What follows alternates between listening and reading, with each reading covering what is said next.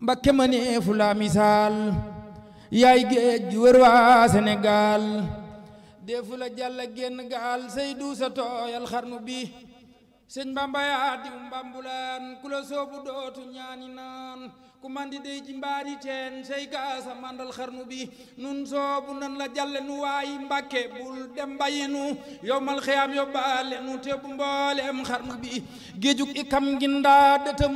borom Tuuba dañu ko secc moom ñoñam mëseefu caa nandal ku xam toqeem bi doy na xarnu bi lum loona forewe woon raam loona kàngam yi fi woon sëriñ bi daane na mbëri fi ne woon nuromamul ci xarnu bi serop andaari xam-xamam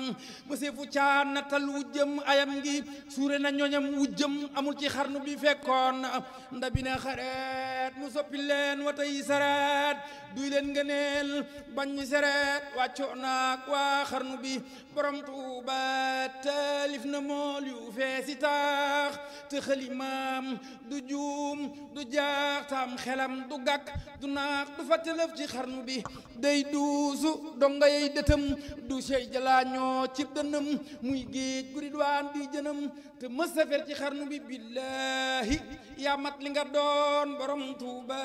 billaahi yaa mat li nga doon